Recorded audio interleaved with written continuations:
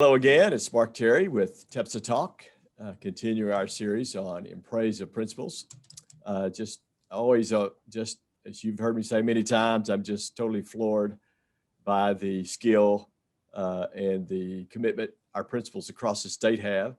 And I'm here with one of my favorite principals of all time. She's just a wonderful person and a wonderful principal. I've had the chance to visit her school.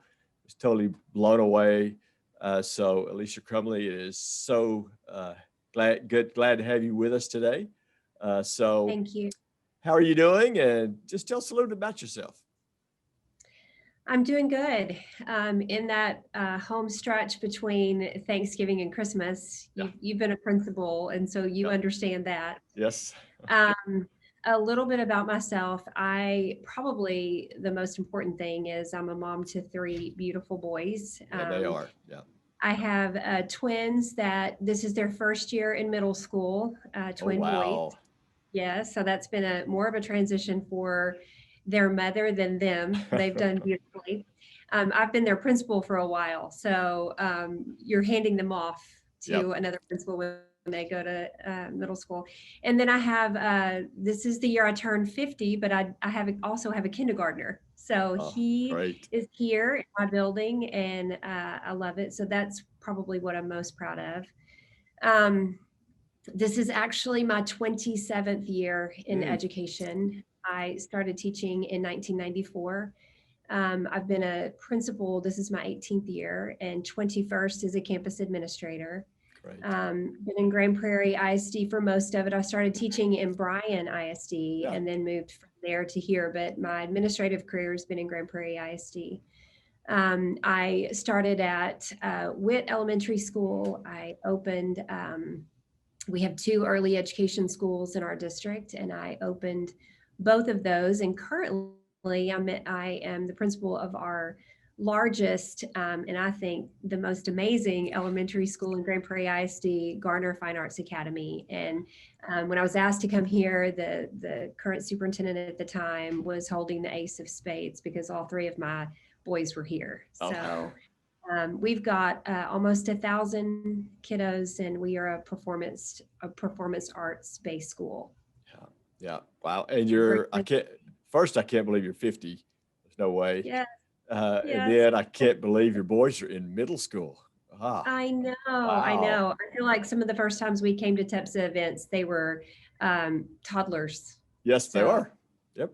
Yeah. And you're the president of one of our TEPSA regions. Is that correct? I am the proud president of TEPSA Region 10, very strong, active, amazing group of principals. Yep. Well, Fine Arts Academy, some of our members may not know what is a Fine Arts Academy. Can you tell me a little bit about that? Sure. We focus on performance art, but we have 4 different strands that our kids participate in during their week. We have theater, we have dance, art, and music. And all kinds of things happen in fine arts here at our school. We have performance groups. We have, and it's looked a little bit different during COVID, of course, but we have a performance choir. We have a little rock band that performs. We have a drum club that performs. That's cool. We have art shows for our families where our kids create art, and we sell their pieces of art to go back into our fine art program. So pretty incredible experience. Art integration happens in the classroom, so we focus on different forms of art, different artists in our classrooms. So it's a great place for kids to learn and grow. It is. How do they get into this? How do kids get into your school? Is it school of choice or? It is a school of choice. It was actually in our school district the first school of choice that we had, and we have a portfolio of districts. We have many choices now, but when this school transitioned from a regular elementary school to a fine arts school, actually the enrollment was down right around 300, and they were thinking about closing the school. And the community and the school rallied and put a plan together to transition the school into a fine arts school. and our enrollment has grown over 1,000 at times. So wow. Yeah. it is a school of choice. We still have a small attendance boundary that of kids that come to school because they live close to our school. Mhm. But we also have an application process that they go through. Well, it's a fascinating school, and it looks like a lot of fun. I was, like I said, I visited and had just a great time. So, but these are really odd times. You mentioned that. Very strange times, very difficult for a lot of our principals. What have you found to be the most challenging areas?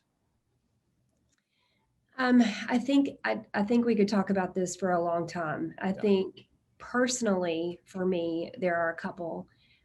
One, I and the only way that I know how to communicate this is just to say the connectedness of my job. Mhm.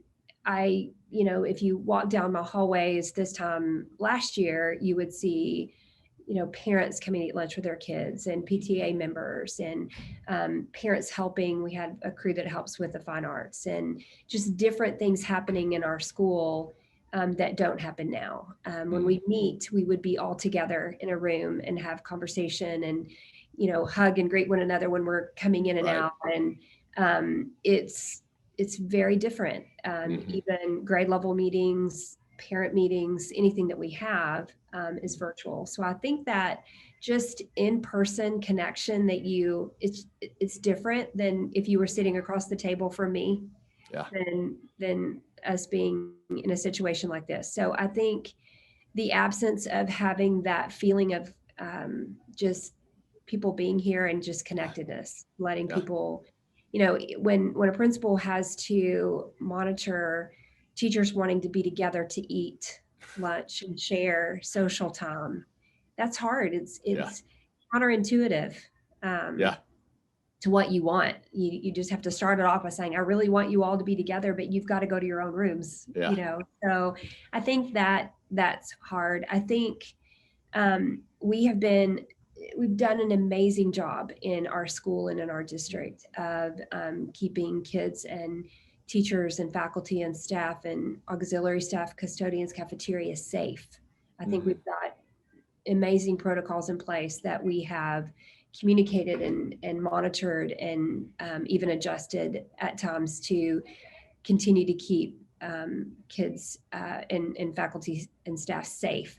But Yeah. I think dealing with the external impacts of kids' family members being sick Mm. or having to deal with kids who might be a close contact somewhere having that quarantine and just Yeah. that's a whole new world for us. Yeah.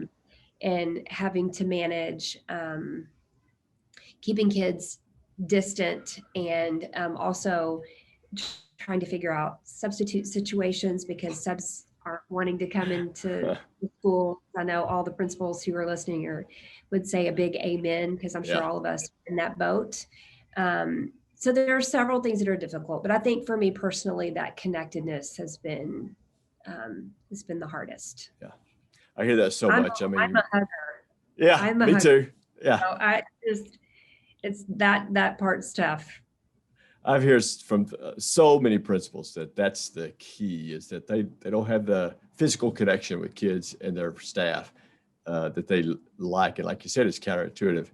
My daughter teaches first grade and she's virtual, and that's been extremely difficult for her because she is a kid person, just like we all are. So I get that totally. Uh, one of the things I ask of our interviewers is because our principals hear and they can connect with principals, but they also want good ideas that they can Sure. seal, use. So I was wondering if you had maybe an idea or two our listeners could try this week. Sure. I think something for our campus, and I feel like we've got a very strong family feel to our campus. Mhm. We're huge. And we Yeah. actually spread across, you've been here, that we spread across two different buildings even. But one thing that we have is a strong family connection with our faculty and staff. And we have many of our faculty and staff kids that are here, many. And so we've tried in the past to have events for them where we can bring our own personal families and our families and kids Oh get yeah. to spend some quality time together. And so I would just say looking for ways to keep events special. One thing that we did in the past is we put our Christmas trees up. We let our kids get the ornaments and put the trees up, and we had food in the hallways and made a big family party. If their kids were older, they would go get them. If they were babies, they would go pick them up. We were all here together. And so since we couldn't do that, this past week, we ordered these beautiful Christmas cookies, packaged Christmas cookies, and an ornament that was not decorated. And we gave it to each family for them to take back to their classroom to have cookies and decorate their ornament. And when they put them all on the tree at the end of the day, when I was leaving, turned the Christmas lights on and looked at all of the ornaments that all of our families had created. And it was like, okay, there's kind of a visual of us all being together. So still thinking about ways that really try to still keep special things special, I think is important. So that's one thing. I think for just as a collective whole for our district, one thing that our school did recently that I think was impactful is we created an encouraging card with just a kind of a poem, a saying on it that was encouraging, and signed our names on it. And we went and put it on the windshield of every car at a neighboring elementary school. Just to say we're in it together and we've got this. So I think that's something that is important. And I think another thing even for our families, our kids, our teachers, just looking for ways to help with self-care is so important. And I feel like our counselors here at our school have done such an amazing job of that with our kids and our families. But to keep all of that going, our teachers also have to be well cared for. And so we, as an administrative team, I have 2 assistant principals and an administrative intern that's working with us. And one thing that we've done weekly is be very intentional about where can we carve out time to give them.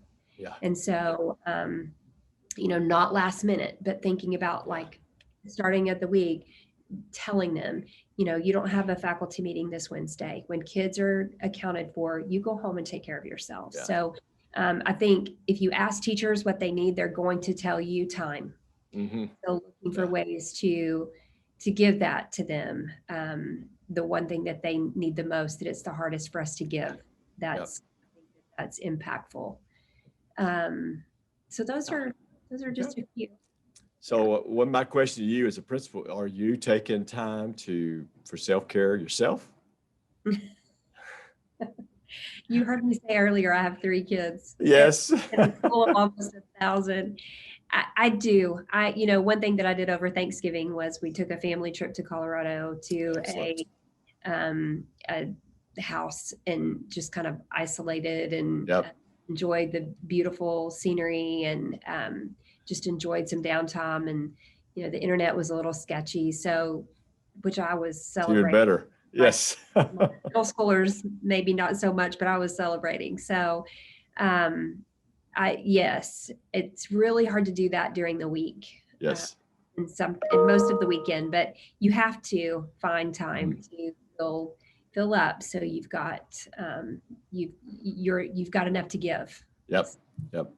I think that's one of my big issues always as a principal is not remembering my family as much as I do my school family. And it's like, okay, got to back off, got to take care of that for a little bit. So, well, the last thing I wanted to ask you about is it's a lot of uncertainty. You talked about the stress, you talked about the taking time for yourself and giving the teachers that time.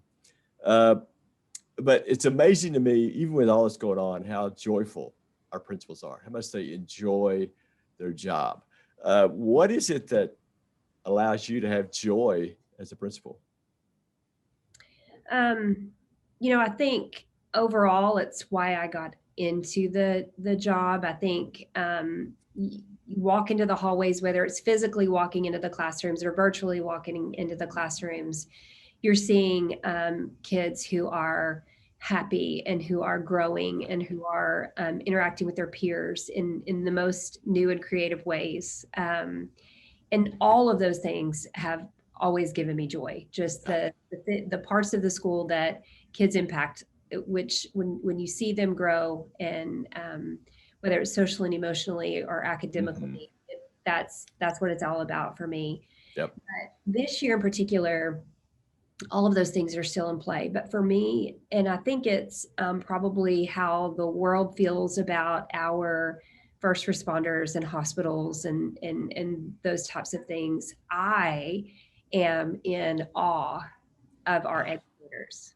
Yeah. I mean, I saw signs that said heroes work here in front of schools, and they do. We asked last March, and it's just to have a front row seat to it all. I don't know that I can do a beautiful enough job articulating what they have had to do, but we asked them in March, when everything went virtual, to completely recreate how they did their jobs.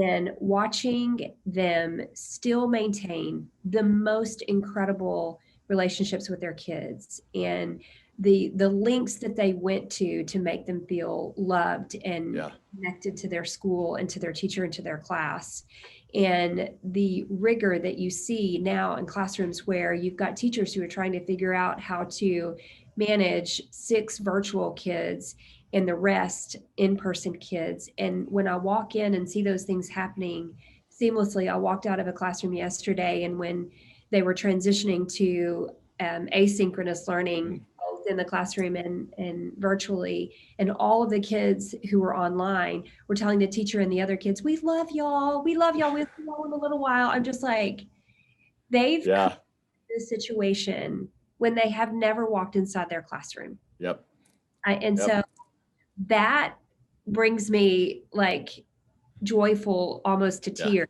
because you just feel so much. I feel like I'm in awe when I'm in a classroom, and just they're mine. And so I feel so like I could explode. I'm so proud of them. And even the teachers who before March would have told you that they might struggle a bit with technology, they don't. They do what they have to do to ensure kids are growing at any cost, including cost to themselves. So I think that's what's bringing me the most joy, is seeing the power of an educator. I feel better already. I mean, you just made my day. That was great. I appreciate that. And I appreciate you talking with us today. And we are going to be back with another outstanding principal at our next on our next Steps of Talk in Praise of Principals. But Alisha Crumley at Grand Prairie ISD, thank you so much for joining us. And I hope you and your boys and family have a wonderful Christmas. Thank you. You too, Mark. Thank you. Bye-bye.